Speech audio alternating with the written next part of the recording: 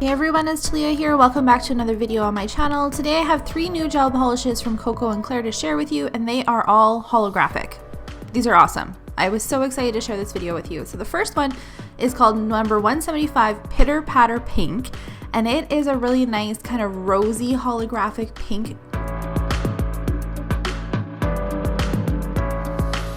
I did take most of the gel polish off of my brush, and I just went in with a super thin coat just because these are holographic. I wasn't too sure, I guess, how much pigment would be in them, and I didn't want to have any problems with them curing. That is one thing that I do find with holographic products, is that you just kind of have to be careful. They're so concentrated with the amount of pigment that's in them that you just want to make sure that you're putting them in like nice thin coats so that you don't have problems with them curing. But I was actually pretty impressed with the first coat that went on here.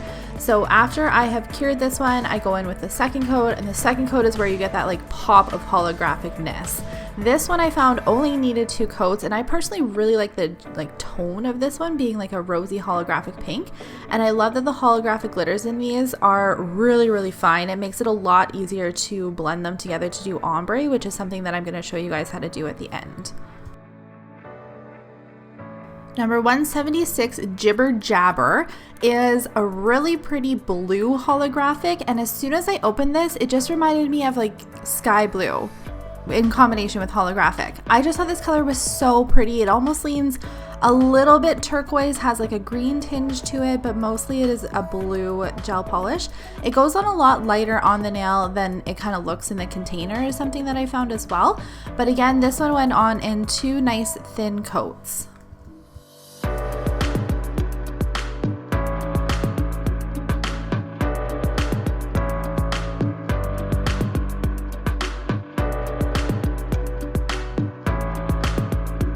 I found it kind of hard to pick a favorite from this collection, but I think this one is it. I just love how pretty it is, and because it's nice and light, I feel like it's pretty versatile in how you use it. Number 177 Whippersnapper is a green holographic gel polish. Think of like a mossy type of green color. Fantastic for spring nails and any sort of spring creations that you want to do with it. The nice thing about holographic gel polishes is they have like a multi-color to them, so you can really start pairing them with any sort of color, and it'll kind of pop a little bit more depending on what it sits beside. Now this particular gel polish I found to go on fairly thin in color, so when I did my thin coats, I looked at this and figured, okay, this is probably going to be a 3-coater. So I did my first thin coat, I cured it, I went in with my second coat, and it probably would have been okay doing 2 coats. Like, it was fairly concentrated. I was just genuinely curious to see how much the holographic would pop if I did a 3rd coat. So I did go in with a 3rd coat, and wow, like this was super holographic. Again, I don't know if it was overly necessary, but I did like how much more concentrated the green looked by doing 3 thin coats on this particular color. So this is the 3 colors in the collection, and because it came with a blue and a green, I decided that I wanted to do kind of like a sky nail look. So I went in with my blue color and I just put it as close to the cuticle as I could, and I just kind of faded it down. Now I'm being kind of sloppy here because I know that I'm going to blend the colors together, so I didn't overly care how it looked closer to the free edge. My main concern was just making sure I got the gel polish where I wanted it, closer to the cuticle. And I did decide to do 2 coats of this blue color.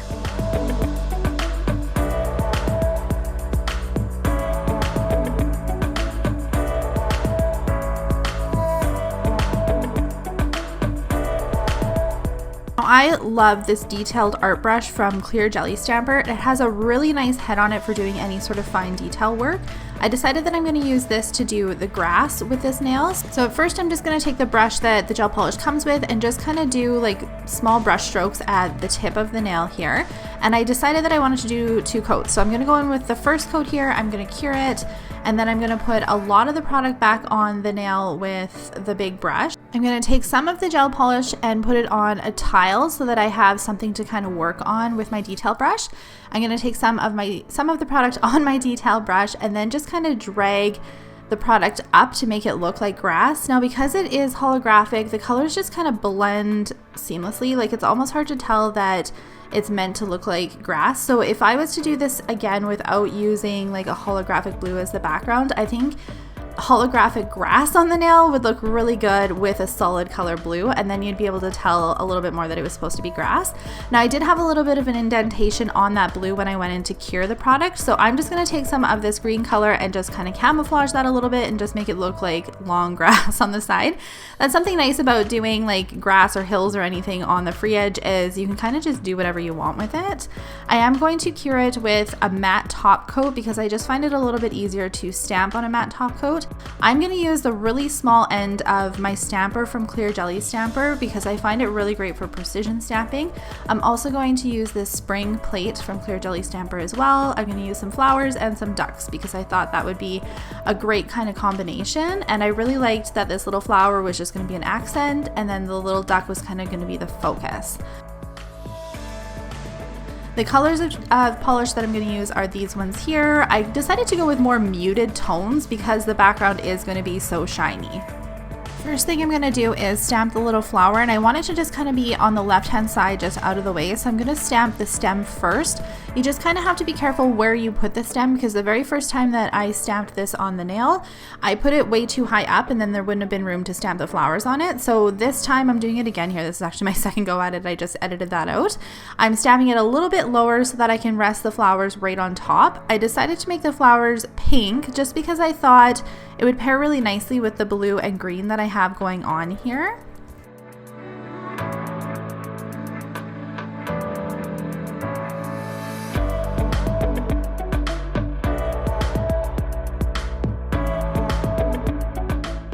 I was sort of torn between making the outlines look white or black, but because I'm going for like more of a lighter spring type of nail, I decided to do with them white instead. Black is just so harsh as an outline that I find it works better for maybe darker type of designs. So I'm going to stamp my white and then I'm going to go in and just stamp it on top of the flowers to outline it.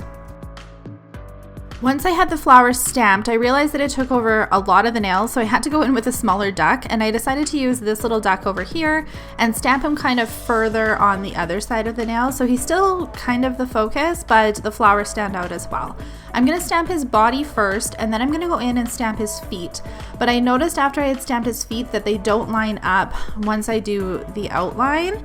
So I'm going to take those feet off and do it a little bit different. I'm going to leave the beak on though because that seemed to line up. When I was actually lining up the beak here, that's how I decided where the beak was supposed to go, was to just find that little indentation, but I didn't angle it properly, which is why the feet are off, which you guys will see here right away.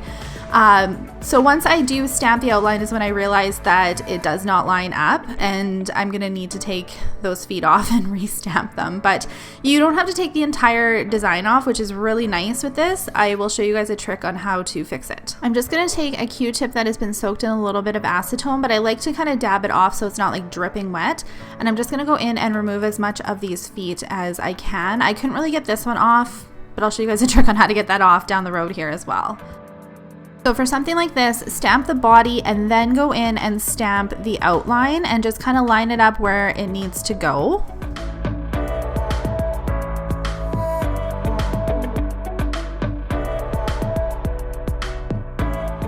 Now that orange was really showing through, so I decided to take one of these micro swabs, again soaked in acetone and then dabbed off a little bit to just try and really gently remove that little orange mark, which this I should have done at the beginning with both of the feet, and then I wouldn't have had to go in and take it off again.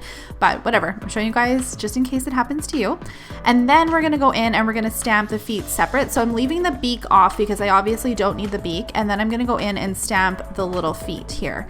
Now it kind of covers up a bit of the outline, so if you were super particular on that, you could go in and stamp the outline of the feet again. I'm not overly picky about it, so I'm just gonna leave it. But this is a way to kind of fix any of those mistakes if your products are not lining up properly. So then I'm gonna go in and top gloss it with a shiny top coat here, and we are all good to go. The holographic comes right back once you top gloss it, which is nice because I prefer stamping on the mat but wanted this nail design to be shiny. So this is how this little tutorial turned out.